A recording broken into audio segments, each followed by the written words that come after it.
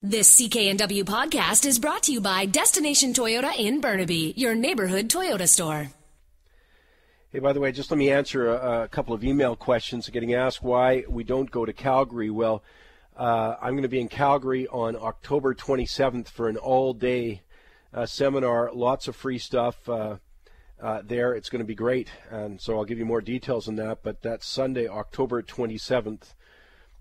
So I know it's about 7 weeks away, so you might want to still mark it down. I'll see you there, Calgary, October 27th. Right now, Greg Weldon joins me, Weldon Online. I always look forward to having Greg on the show with me. His breadth of knowledge takes a backseat to no one. Greg, I appreciate you finding time for us on the weekend. It's always my pleasure, Michael. How you doing? Good, and especially now that the NFL season is starting, I will be making my traditional loser bet on the Giants coming up. So, not always a loser bet. We got a few trophies. Yeah, you're absolutely right, and I'm still celebrating them.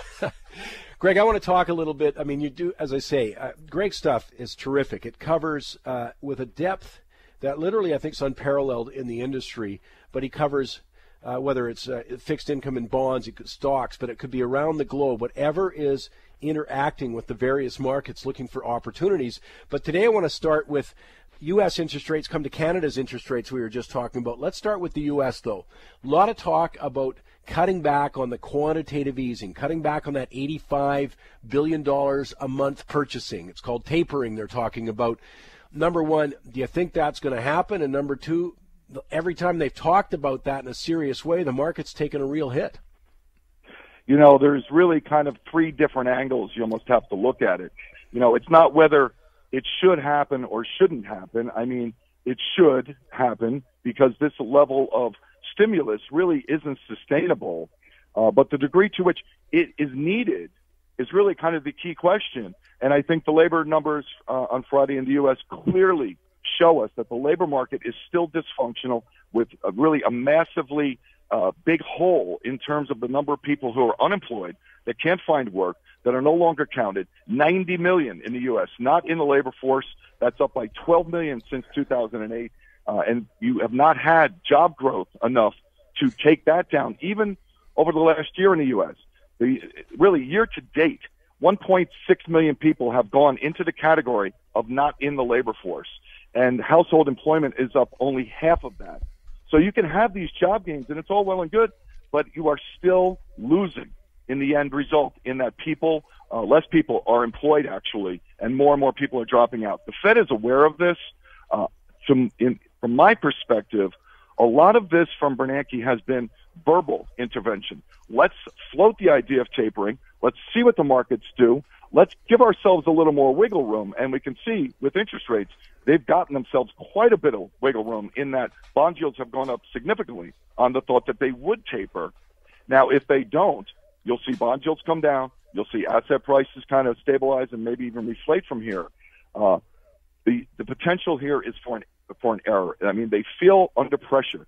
Bernanke is leaving. He has legacy issues. There's international pressure. You hear comments out of places like Russia in the G20 where this level of stimulus is not acceptable on a long-term basis. So an error here would be if they actually did taper. I think you've gotten a preview over the last 2 to 3 to 4 months as to what the environment in the markets would look like if they taper, and it's frankly not a pretty picture.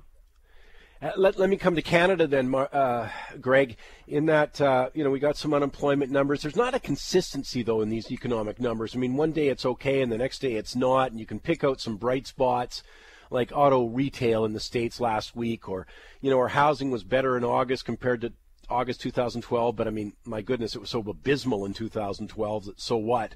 But, I'm just wondering, now we're getting every week we seem to have a new debate about when Canada's going to raise their interest rates. And what's really interesting is some of the data in Canada. Retail sales is a perfect example. You had a big monthly increase for July, just posted this week. And, it looks really good. It's a sizable increase. It's a year-over-year gain. But when you strip out the components, you see that it's very much around autos and fuel.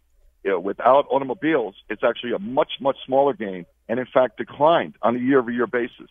You have so many inconsistencies and really fractures in this economic data. For example, the employment number you just got in Canada looks like a great number, huge monthly increase, But when you break it down, again, it is mostly part-time. There's not as big a full-time component. You're coming off a couple of big declines that were not expected. So there is some fracture within the data that suggests that if they were to tighten policy and interest rates were to go up even more, you could choke off this recovery before it really gets traction and to where it's spread into kind of the broader components of some of these data points. The point I want to just reemphasize what you're saying, Greg, is that people have to appreciate that interest rates have gone up, just not the bank rate. So interest rates have gone up. Why? Because the bond market has been anticipating higher rates, or they don't want to take they want more payment for risk. But whatever it is, we've seen a pretty good jump in, say, the 10-year bond rate in both Canada and the U.S. What's really interesting is this kind of, this convergence of time and space right here with this employment number in the U.S., with now even backtracking from the Chicago Fed, the St. Louis Fed, the San Francisco Fed, the Minnesota Fed. Commentary on Friday across the board was dovish that maybe we even need to be adding more stimulus. That's a comment that actually came from one of the Fed governors. You tie that into where the 5-year U.S. Treasury note yield got to on Friday. The high was just shy of 188. Now, why is this important? It's important because the average coupon yield on $14 trillion of U.S. Treasury debt outstanding is 188, and the average maturity is 5.4 years. The bottom line for me is that's the Maginot Line. That is the line in the sand. It is drawn where you get the 5-year note yield above that. It is now costing the U.S. government more and more money to roll over this enormous debt. To me, that is kind of a tipping point to where the Fed probably can't let it get too much higher than that, or you start really kind of resurfacing this whole fiscal issue. You've gotten some relief from that anxiety because the U.S. deficit is going to be smaller this year. But the problem is, if it weren't for the last 3 years, this year's deficit would be a record deficit. So it's not to say it's still not a problem. It's still a major problem, and it would be exposed if the 5-year Treasury bond yield were to move above 190, and you're pretty much right there. So it's difficult to see how they really can taper, but then you look at the international situation, and you look at the deposit rate strip. Now, what that means is when you look at the futures contracts and what is being priced for interest rates 1 year and 2 years from now has significantly risen, and this is everywhere. It's in Europe. It's in Canada. It's in the UK especially, and it's in the U.S., where the market is now suggesting that central banks are going to have to raise rates sooner and by more than we thought just 3 months ago. The market is saying this. Now, it may be a situation where the Fed doesn't want to see that happen. How are they going to fight this? This thing is really set up to be a very interesting, basically a war in the bond markets in the fourth quarter of this year. And again, this is just have such profound implications for the various investment markets, and I'm going to talk with Greg about that when we come back from the break, whether we're talking stocks. If you're interested in gold and silver, I'll come to those also, maybe a little currency action, all of that with Greg Weldon. You find him on weldononline.com, WELDON online.com, weldononline.com. Great stuff. He produces a daily service. I'll tell you more about that. All coming your way right across the Chorus Radio Network. Just talking about the key component of the investment world, at least key focus has been what the Federal Reserve is doing, printing up a ton of money. What are the implications for the market? Well, the debate now is, are they going to cut back? Greg Weldon is online with me. And speaking of on our line, but speaking of that, you can find Greg at www.weldononline.com. Greg, I was just sort of smiling during the week thinking of you coming on, and now you're producing, of course, daily. I was wondering, going back 20 years, did you ever think there's going to be so much action, you got to cover so many markets, that you got to do a daily thing on it? Well, to me, Michael, my mantra always is everything matters, and that's never been more true than it is now. And just during the break, I was just kind of thinking, when you look at all that's going on here in terms of, interest rates and the Fed and tapering, and then the geopolitical risk and the uncertainty linked to Syria and how that might impact oil prices, and what does that mean for bonds, and holy mackerel, there really is so much happening that, this is my passion, to get up every morning and sink my teeth into it. And we have to cover all these areas. We've kind of gone back to basics, doing more of what we used to do 17 years ago when I started this company and producing research, when it was daily and it did cover everything. And we got more towards the macro, but now it's just there's so many dots to connect every day. And that's really what I love doing. Well, of course, the premier thing you write is Money Monitor, and you also do Trade Lab. And what I like in that is that you give specific recommendations, of course. But you have, I think one of the keys is to figure out what's the trend in whatever investment you're considering. Is the trend down? Is the trend up? You would talk to Victor and Michael about this all the time. What's the market telling us at this moment? And that's what you do with Trend Tracker. And I just wanted you to say, just very quickly, you gave that interest rate scenario. How does that manifest for specific investments? I mean, are you telling people just to stand aside, or this looks interesting, or specific stocks might look interesting and others don't?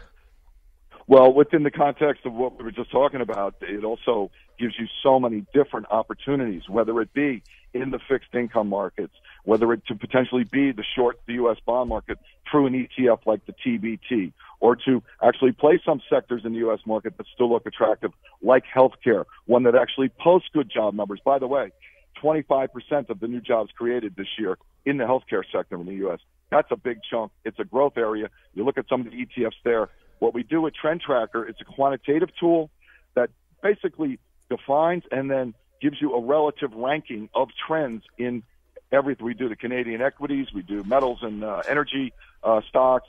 We use this to trade the commodities ourselves. In fact, we like to blend the top-down macro thematic with the bottom-up technical quantitative. And when they, kind of mesh, that's really when it gets exciting.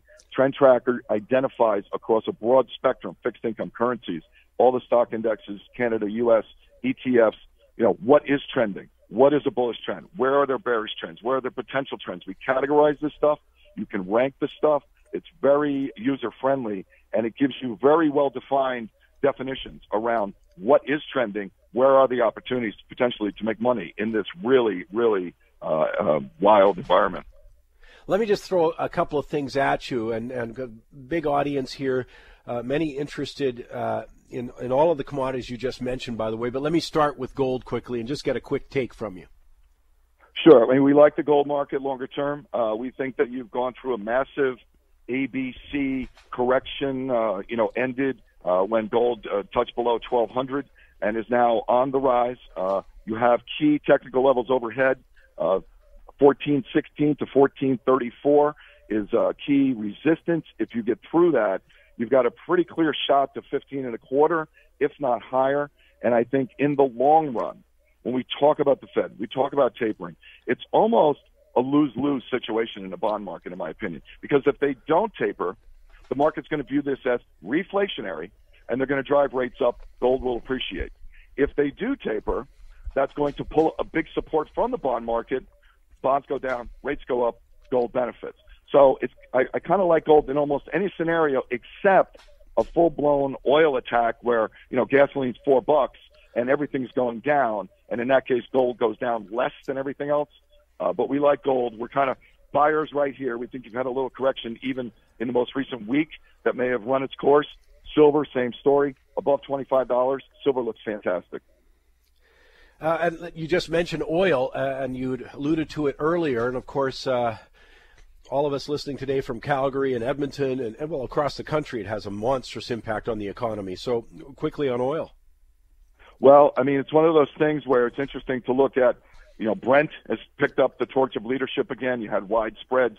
They narrowed almost to nothing. And now, given its geopolitical nature, given its geographical link to the Middle East more than the U.S., it's interesting to watch how Brent is acting. I like Brent longer term. It looks like 130, if not higher. I think it's 130 without something as a catalyst in the Middle East.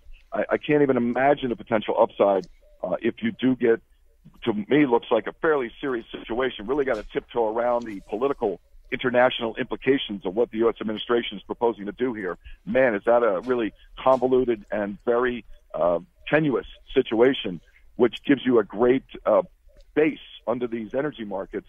But really, for me, it's always about gasoline, because this can be tied directly to consumers in both Canada and the U.S. When gasoline prices go up, it's almost dollar for dollar in the data. Spending on sporting goods, clothes, music, electronics goes down. And, you can't, the economy is not healthy enough. The labor market is dysfunctional. You get a rise in gasoline prices. It could be crushing for consumers, and it could be really a problem for particularly equity markets globally. Just a reminder, as I love what you said a few minutes ago, Greg, when you're just reiterating all the variables that we have to juggle here. Because all, in the nonsense we hear is all else is equal, X will happen. Well, all else is never equal. And the oil price is a monster wild card, one, because it's very difficult, as you say, to predict exactly how the Middle East is going to play out. Or find me the guy who understood that Tunisia was going to key things from a vegetable seller lighting himself on fire. Then I'll listen to that guy. It's a very volatile situation that has real implications for energy prices. Interesting to hear you note about gasoline.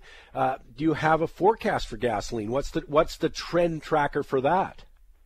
Well, right now it's sideways. I mean, you don't really have a trend now. If you can get the U.S. RBOB gasoline above 315, it's an easy shot to 350. And above that, it's uncharted territory. So, and when I look at the Middle East situation, normally I'm not, we do our gloom and doom in terms of macroeconomics. We also have places where, we're real positive. When I look at what's going on in the Middle East right now, never before have I seen a situation that is such a potential powder keg, because you have already unrest in so many different areas in the Middle East. You have so many different players juxtaposed against one another, China and Russia. Big deal. It really is, in terms of how this lays out with Syria and then into Iran.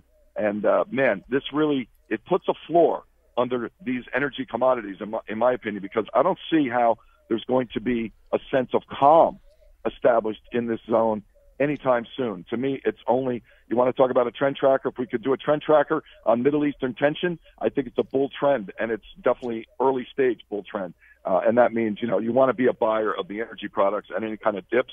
You saw a recent dip in Brent crude, for example, big down the day it looked like maybe the U.S. would have to back off from Syria. Well, it snapped right back. It didn't take more than 24 hours for these things to come roaring back, and I think that's going to be the way it's going to be for a while. We've got to take a break in just a minute or so, so I'm just going to throw out one quick subject, and we can come back to it. But at what point does oil become counterproductive? For example, when oil goes up, government revenues go up in Canada because we're a big oil nation. But at some point, it also then, as you say, is $4 gasoline is the point. Is there a number in oil that sort of now starts killing what little economic recovery we've seen in the U.S.? To me, it really gets back to gasoline. It gets back to, if this is at 350, highly problematic. You're talking about really crimping in terms of billions of dollars spent per month. You're really crimping sales of other things. And to me, that is really critical. And you bring up a really great point, which I'll try to make quickly, is a rise in oil inflationary or is it deflationary because of the back-end hammer that it brings down on the consumer? And how do central banks potentially deal with that dilemma? This could really be a key, debating point. And, another unknown that we haven't even talked about is who will be at the head of the Fed? I mean, That's a major question mark that we haven't even discussed. That is perhaps one of the most important things that should be discussed. I'm talking with Greg Weldon, www.weldononline.com. I'll come back very quickly with Greg. I'm going to ask him specifically about the stock market, whether it's in Canada, whether it's in the U.S., and I'll get his take on that, plus our shocking stats of the week. And I've got Victor Adair, Steve Duchesne standing on deck, all of that coming your way right here across the Chorus Radio Network. I'm glad you're with us. Coming up, my shocking stat of the week. I've got Steve Duchesne, who is the portfolio manager for Disnat GPS. Got one of the best services I know. But very pleased to have with me right now Greg Weldon, weldononline.com, one of the most respected analysts in North America, is my guest. We've only got a couple of minutes here, Greg, and I wanted to come basically to the stock market, and you can choose U.S. or Canada. Just give us your take at this point. Well, I think two things. First, there's a lot of risk in some of the markets here, Europe and the U.S. specifically, given the implications for potential change in Fed policy, what the interest rate markets are telling us. They believe will be changes and higher rates coming soon. You look at the rollover in a lot of the bond ETFs and some of the other stuff that is linked to the stock market. But that's not to say there aren't points of opportunity. In the U.S., we like healthcare. We've always liked healthcare. It's been a growth area. It's outperformed. It continues to outperform. There was another breakout on Friday. We look at stuff like energy. We love the IYE. We like, anything that really has to do with oil. And that's where, when we get a top-down theme and we like the energy sector, we can roll to the trend tracker. We have trend tracker for metals and energy, and we have trend tracker for Canadian stocks. We like the theme. We go to the trend tracker. What are the best vehicles now? What are the strongest? What are showing us trending characteristics? And we pick up on that. There's a bunch of energy ETFs and energy shares that look good here, so I like that as well. And when you kind of strip it down, we can talk about the Canadian dollar real quickly, because I also like to link the currency markets to the stock markets. And you really can overlay the New Zealand dollar, the Australian dollar, the Canadian dollar, and gold. And the New Zealand dollar has been a big upside leader here, and it's suggesting a rally in Canada and Aussie in the currencies is coming. 81.50 in the New Zealand dollar is a key technical level. You get above that, it's going to bode well for Aussie and Canada, and that should help their stock markets. I think on a relative play, I like Canada versus the U.S. I think that's also a decent play. So we may think there's a lot of risk in the indexes themselves. And another area we really like in the U.S. specifically is technology. How's outperformed? Will continue to outperform. You look at the NASDAQ versus the S&P. It's breaking out. It's been an upside leader. So there's plenty of places to find opportunity, even though we feel there's a lot of risk in the headline indexes, particularly in the U.S. and Europe. And a great example of how you're linking the markets, Greg, is that, you mentioned oil, that you could see it work into 130. You like the energy complex. Well, of course, Canada's dollar has a strong correlation to those prices of energy and oil, and so would link very closely with your independent research that says, hey, I like the Canadian dollar. So you can see how it all comes together. This is what we love to do, connect all the dots, because, again, in my world, everything matters, and you can connect these things. You can see correlations. We do a lot of overlays. In our research product, which is an MP4 video, has audio, has charts, and you can do a printed version of it. Every day we cover all 6 major sectors plus global macro. There's so many dots to connect. There's so many opportunities out there, and this is where my passion is, to provide that for our customers. And we welcome all of your listeners to come to the website and sign up for a free trial to the research products. And it's great stuff. As I say, I enjoy it so much because of the depth of it. That's www.weldononline.com, weldononline.com. Greg, thanks for finding time this weekend. I already am looking forward to our next visit. It's always my pleasure, Michael. Greg Weldon, of course, weldononline.com. Time now for this week's Shocking Stats of the Week.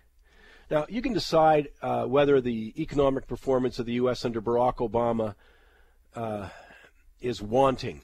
The $10 trillion of quantitative easing is a reflection. Are they both inadequate policies, or does it represent the limits of government to, in fact, create economic growth and create jobs?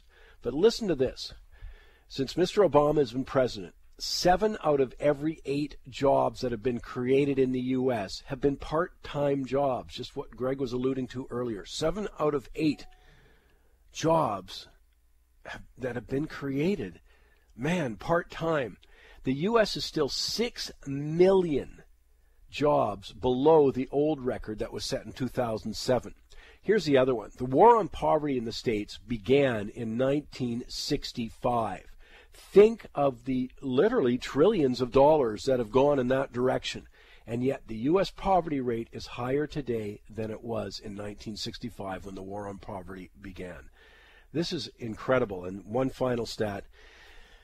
Americans on food stamps, well, they increased by an average of 11,000 per day. 11,000 per day. I'll take a break. I'll come back. Stu Deschênes, Disnat, GPS, and Victor Adair on deck. We're trying something here on Money Talks. It's absolutely free to you. But right after the show, we're going to hold a webinar. And I'll give you all the details on moneytalks.net. It's as simple as just signing in. We only have room for 500 people, and we've got a much bigger audience than that here. So and of course, it doesn't matter where you're listening from if you have access to the internet. But we're going to hold a webinar, absolutely free. And I've invited, we've been working on this for a while because it's technological stuff too, but as well as getting expertise. So I asked portfolio strategist Steve Deschênes, he's with Disnat. He runs a program called GPS, which is one of my favorites in the country, which is why I thought he'd be a good one to help us with what he's looking at right now. How does that manifest into a portfolio? And what specifics is he doing? And the kind of stuff that we can learn from. It's not going to be long. You'll be able to ask a couple of questions. You type them in. It's very simple. You'll go to moneytalks.net, but that's next Saturday, absolutely free. We'll do it right after the show. So wherever you're listening, you can participate, although you might want to sign in a little bit early, which will open up the sign-in page at 9:30 because it has to be limited by the nature of the technology at this point. Steve Duchesne joins me on the line right now, as I say, GPS portfolio strategist. Steve, I really appreciate you taking the time next week to do this so you can walk people through, because there's a lot of information out there, but how we apply it seems to be the key for me. Yeah, I'm quite happy to be there too, Michael, with you. I think it's going to be a great experience for both of us and for the people that will be listening. And yes, I think we have a lot of information now. We live in a world where you can get access to most all information around the planet in a second. The thing is, you still have to process that to know what you can do with that, and maybe more importantly, to get ready for what's going to happen. As example, next week webinar, I think the perfect timing because we will be a couple of days before the next Federal Reserve meeting in the United States. As a matter of fact, people should mark on their calendar the 17th and more importantly September 18 at 2015 Eastern Time. They will release the decision about what they're doing with interest rate. Probably not change it at all, but more importantly, what they will do with the quantitative easing. They're now printing $85 billion a month. They might take it down, and it will have probably huge repercussion on the market in the following minutes and maybe following months. So we are in a very interesting period, but there's a lot of information all over the planet, possibility of some kind of war in Syria that could affect the market also. And we think it's important for people to be able to make good analysis of that. And let me just a couple of those things. So it's next week, this coming Tuesday and Wednesday, we'll be looking very closely at at what the Federal Reserve says. And as you say, Syria is lingering there. There's so many other factors that we talk about every week on Money Talks.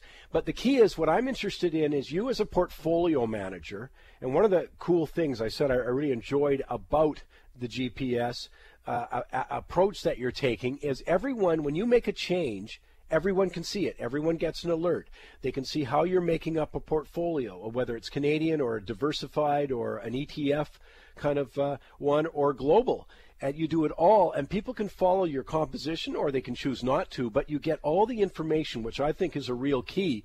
So tell me just very quickly, Steve, how do you factor that stuff? I mean, have your portfolios already reflected Syria as an example, or the uncertainty rather around it? Has it already been adjusted to reflect what the Federal Reserve may or may not do? In the case of our portfolio currently, we are taking that into account. We have some cash position, not that much, because we usually want to be invested in the market. The bond market doesn't give us much these days, so we want to be in the stock market. At least we get some dividend there and can have some performance. But we raised some cash lately to make sure that we're ready to get some bargain. If United States were to say that they will cut quantitative easing from $85 billion to, let's say, $45 billion. I don't think they will do that big, but if they were to do that, the market could go down very quickly. But I don't think it would be such a bad thing. It would mean the economy is getting a lot better. So if that was to be the case, it would probably be a good opportunity to buy. But you need some money there. So we had lately to sell some stocks that we like, but where we had good run, we made good profit, and we thought they were capped. I'm thinking about Staples in the United States. We sold that about a month ago at around $17.50. We told people, hey, we just sold Staples. We like the corporation, but we think next earnings won't be that good, and we need some money. We were right on that one. The stock is now below $15, so it dropped more than 20%. So, yes, we raised some cash to be ready to react to that. And we're kind of making a lot of different plans according to what they will do, how we will put back that money into use. The other thing is that from what we can see, we're trying to act on those patterns. And like you said, with this Net GPS, what we want to do is to make sure people understand what we're doing and that they're able to do the same thing. Too often we have comments like, overweight financial sector. What does that mean exactly? Well, it's not the way we work. The way we work is, hey, we just bought some Scotiabank. Do it or not. But we think that now is a good time to buy some. So we try to make it very clear to the people that we're looking at what's going on. Here's what we're thinking, and here's how we act on those thinking. Do it or not, that's still your decision to be made. Well, it's going to be really interesting next Saturday. As I say, you'll just have to go on to the moneytalks.net page. It'll tell you how to sign in. Unfortunately, it's very limited there. It's the first time we've tried this, and I'm really excited about it because basically I'm going to get a chance